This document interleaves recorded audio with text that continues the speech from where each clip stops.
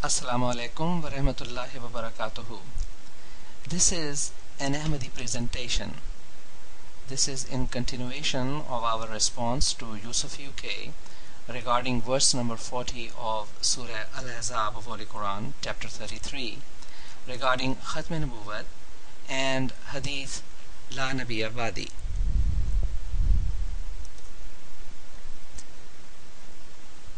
As Yusuf UK has already agreed that Holy Quran is the best mufassir or interpreter of Holy Quran, we would like to draw the attention of all interested that while we have presented several verses of Holy Quran in support of the interpretation of Jamaat-e Ahmadiyya, Yusuf UK has failed to counter any of those verses, and also he has not been able to present any verse of Holy Quran in support of his interpretation of the verse under discussion.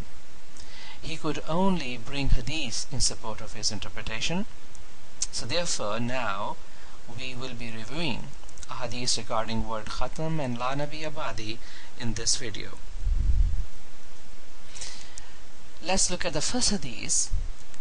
This is a hadith taken from Sahih Muslim, which is one of the Sihai Satta, volume 8, hadith number 2137, in Bab Zikru Dajjal wa Siftahu wa ma ma'ahu, that is, account of the Antichrist and his features and what would be along with him. In this hadith, Holy Prophet sallallahu alaihi wasallam, while describing Antichrist or Dajjal, discusses the advent of Hazrat Isa alayhi salam and calls him Nabiullah, not once, not twice, but 3 times. Obviously, Holy Prophet sallallahu alaihi wasallam did not interpret the verse Khatam-e-Nabiyyin as himself to be the last prophet in time. Next hadith we have taken from Sunan Ibn Majah, which is again one of Sihai Satta. And this hadith is narrated by Hazrat Ibn Abbas radhiyallahu anhu, and he states that when Ibrahim, son of Holy Prophet sallallahu alaihi wasallam, when he passed away, Holy Prophet sallallahu alaihi wasallam stated that if he had remained alive, he would have become a true prophet. Now it is worth remembering that Hazrat Ibrahim alayhi salam passed away in year 9 Hijrah, and the verse Khatam-e-Nabiyyin was revealed in year 5 Hijrah.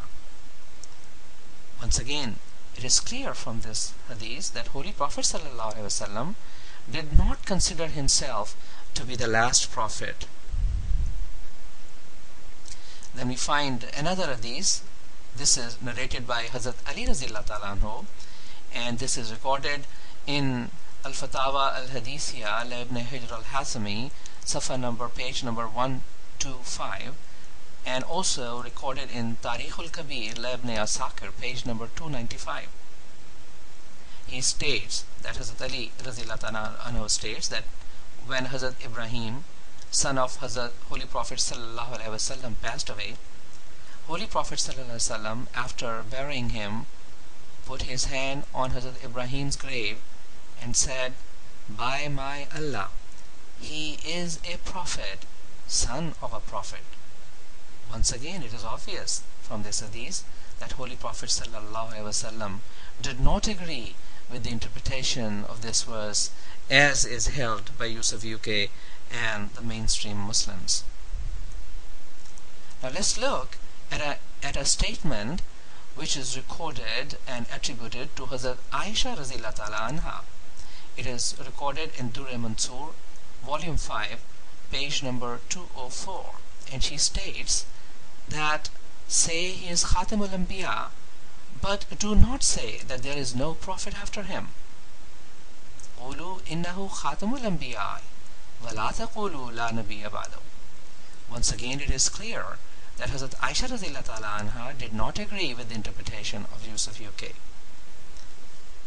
And let's look at some of other divines and scholars. What do they think about this statement of Hazrat Aisha radhiyallahu ta'ala anha?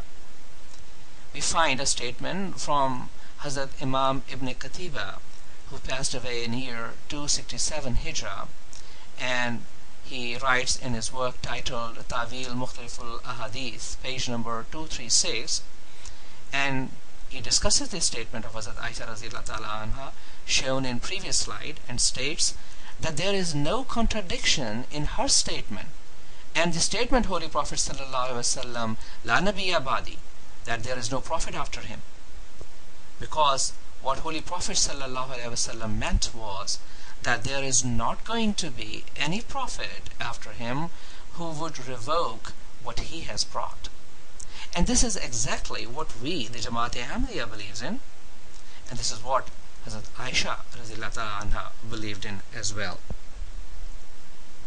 Then we find a statement from Hazrat Imam Muhammad Tahir rahmatullah alayh, who passed away in year 986 after Hijrah, and he writes in his book Takmila Majma al-Bahar, page number 85, and he too discusses the same statement of Hazrat Aisha radhiyallahu ta'ala anha and explains that Hazrat Aisha made that statement because of the advent of Hazrat Isa alayhi salam, or expected advent of Hazrat Isa alayhi salam, and it is not against the hadith La Nabiyya Ba'di, because what Hazrat Muhammad sallallahu alaihi wasallam meant was that there is not going to be any prophet after him who will revoke his Sharia. Then we find a statement of Hazrat Shah Waliullah Muhaddith Delvi, who is a renowned divine and a scholar who is very well known in Indian subcontinent and who is considered by many to be the Mujaddid of Sadi Dawazdaham of the 12th century. And he writes in his book Qurratul Ainain fi Tazil al-Shaykhain, page number 319, and he explains that we have found out from the statement of Holy Prophet sallallahu alaihi wasallam, La Nabiyya Ba'di, that there is no prophet after me, that the prophethood which has been discontinued according to him is the prophethood with the Sharia. And once again, this is exactly what we believe in as well. We also find a statement of Hazrat Mujaddid al-Ifsani Sheikh Sarhindi rahmatullah alayh, who passed away in year 1034 Hijrah, and he writes this in one of his letters, letter number 301, page number 432, volume 1, that to achieve the attributes of prophethood and the excellences of prophethood by the followers of Holy Prophet sallallahu alaihi wasallam in strict obedience and as inheritance after the advent of Hazrat Muhammad sallallahu alaihi wasallam is not against the Khatam-e-Nabuwwat of Holy Prophet sallallahu alaihi wasallam. Therefore, you should not be among those who doubt it. فَلَا تَكُمْ مِنَ الْمُمْتَرِينَ. So, in conclusion, we'd like to state that Holy Quran supports the interpretation of Jamaat-e-Ahmadiyya, Ahadith supports the interpretation of Jamaat-e-Ahmadiyya, and a number of divines and scholars of Islam agree with our interpretation. And all these references that we have given, they had been before the advent of Hazrat Mirza Ghulam Ahmad, Masih Maud al-Mahdi Maud alayhi salam. We also find another interesting point in these references. As most of the opponents of Ahmadiyya claim that Jamaat-e-Ahmadiyya has created an innovation when we talk about a Shari prophet and a Ghair Shari prophet. It is clear from these references that the concept of prophet is Sharia, and without Sharia is not created by Jamaat-e-Ahmadiyya. But most of all, we have Holy Quran supporting our interpretation, and Yusuf UK has not been able to bring a single verse from Holy Quran to support his interpretation.